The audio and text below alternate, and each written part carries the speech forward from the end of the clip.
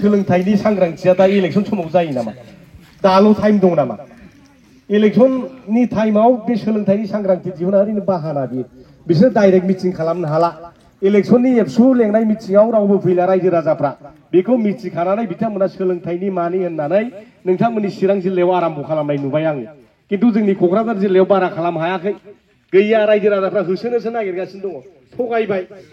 थगायजानायनि रायजो राजाफ्रा बिराद दुखु मोनदों दिनै बड'लेण्डनि नामाव प्रमद बर'आ रायजो राजाफोरनि एखे आइ आफा बयनिफ्रायबो उन्दै उनला बयनिफ्रायबो बिजि थुयै थुयै थैलाङै लाङै जोंनि रायजो राजाफोरखौ थगायहैबाय दिनै जाथिनि थै सोबनायनि समान जादोंना जायाखैब्ला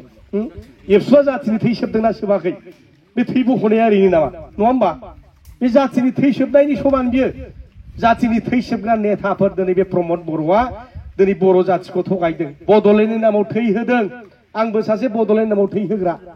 थै होदों जोङो थैखौ बख'थायदों जोंनिखौ मोनसे इउनिट पेकेट मोनसे बड'लेण्ड नामाव जों थै होबोदों एबसु थानाय समावहाय जेलानाखि आं क'क्राझार जिल्लानि गाहाय नेहाथारि जायो एबसुनि थै होबोदों खननै खनथाम थै होबोदों आन्दलन खालामहैदों सान्दुं थिखा थिखि नोंथांमोनहा बै काजलगाव जिरायहैयाखै दालाय हिनजावफोरनि माबाबा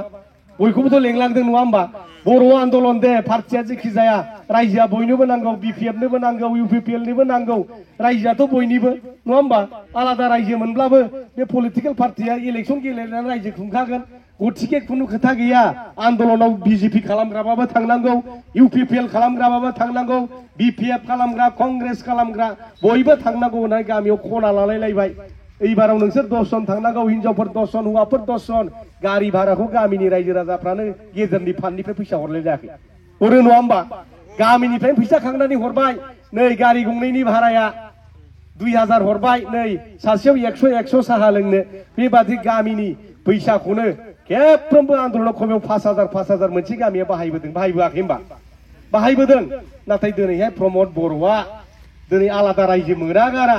आलादा रायजो मोनाब्ला दिनै सिप जाया डिपुटि सिप जाया माबा जाया एमएलए जाया एमपि जाया मन्त्रि जाया बे होननाय मानसिया दिनै मिशन बड'लेण्ड बानायग्रा मानसिया दिनै आलादा रायजो मोनाग्रा बिटिआरखौनो बेसेबांबा गिदिर जाबाय नर्थ इस्टार्न रिजना दिनै रिजन 8टा स्टेटजोंसो मोनसे नर्थ इस्टार्न रिजन दिनै बेखौनो बिटिसिआ हारसिङैनो मोनसे रिजन नाम लाबायनो होननानै दिनै रायजो राजाफोरखौ दिनै थगायनानै बिटिआर सुक्ति खालामनानै दिनै अमा बेदर माबा बेदर दिनै आदा बुंनाय बादि जाहो लोंबाय माबसेदि अमा थैखो माबसेदि बोरमा थैखो माबसे दाउ थैखो दिनैहाय प्रलय जाहैबाय नङा होमबा जादोंना जायाखै प्रलयसो जादों दिनैहाय जिब हत्या खालामनाय मोनसे प्रलय दिनै खालामबाय दिनै प्रमद बर'आ मा बुङामोन प्रमद बर'आ मा बुङामोन जेलानाखि सुक्ति खालामनो थांथारसै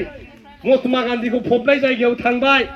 ज' थांजोबबाय उरखाव गोरा थांबाय रोन गोरा थांबाय एबसुनि नेता पालि नेता दिनै इउपिपिएलनि नेताफ्रा थांना बुंहैबाय प्रमद बर'आ जि दुगा बुंबाय जुदि बे सुक्तिनि मोनफ्रोमबो दफाया जुदि मावफुंजाया आं सासे मन्थ्रिनि सिगाङाव बुंदों दिनै दहाय फुङाव नोंथांनि न'आवनो आं सुइसाइड खालामनानै थैहैगोन होनदों होनाखै होमबा बेखौथ' दाबो दामफिननो हायो जों मबाइलाव रेकर्डिं दंजोबो जोंनाव दिनै मानो हाजाया बे प्रमद बर'आ दिनै दाख्लै दिल्लीयाव 3 तारिख 2024 जानुवारि बेवहाय रायलायबाय रायलायनायाव दाना बुंजोबबाय आसाम सरकार भारत सरकारनि नेताफ्रा सेक्रेटारि गभर्नमेन्ट अफिसारफ्रा बुंजोबबाय जों नोंथांमोननि चिराङाव नेरिमखौ बानायनो हाला रौमारियाव जानांगौमोन जों बेखौ बानायनो हानाय नंला बाक्सायाव जानांगौमोन एनआईटी उपेन्द्रनाथ ब्रह्म नेशनेल माबा सेन्ट्रेल इउनिभार्सिटी बेखौ जों बानायनो हाला बाक्सा जिल्लायाव जानांगौ दंमोन NIT national institute of technology जों बेखौ बानायनो हाला होननानै दाख्लै आसाम गभर्नमेन्ट भारत सरकारा बुंनानै होबाय स्पर्ट्स इउनिभार्सिटी उदालगुरि भैरबकुन्द'आव जानांगौमोन बेखौबो बानायनो हाला होननानै दाख्लै रिजेक्ट खालामबाय Indira Gandhi national tribal university बानायनो होनदोंमोन उदालगुरियाव बेखौबो बानायनो हाला होनबाय कच फेक्टरि बानायनो होनदोंमोन बहा बानायगौमोनथाय ना बङाइगावआव बानायगौमोन ना क'क्राझाराव बानायगौमोन ना फकिरियाव बानायगौमोनथाय बहा बानायगौमोन मिथिला बेखौबो भारत सरकारा दिनै खालामनो हाला होननानै दाख्लै रिजेक्ट खालामबाय जोंनि रामफल बिलाव इन्डास्ट्रियेल इस्टेट जानांगौमोन इन्डास्ट्रियेल इस्टेट माने इन्डास्ट्रि बिराद गिदिर पाब्लिक सेक्टर इन्डास्ट्रि दिनै बेखौबो खालामला होननानै बुंबाय अर्गेनिक इउनिभार्सिटी गसाइगावआव खालामनो होनना बुंदोंमोन क'क्राझार गसाइगाव डिस्ट्रिक्ट हिसाबै दिनै बेबो गैला एडिशनेल नवोदया बिद्यालय खालामनो होनदोंमोन लिरना लाबोदोंमोन सुक्तियाव नाथाय बेखौबो खालामनो हाला होननानै दिनै स्पष्ट खालामना होबाय आरो मालाय दा होनबा दिनै प्रमद बर'आ साहस दङबा सोर आसामनि मन्त्रि मोनथाय बियो मानो दाबो सुइसाइड खालामनो थांदिया आंनि प्रश्न बियो आंनि प्रश्न महात्मा गान्धी जातिनि बिफा फादार अफ दा नेशन जायखौ बुङो बिनि गोथै हाखराव थांनानै बुंलायग्रा मानसिया दिनै मानो हादिया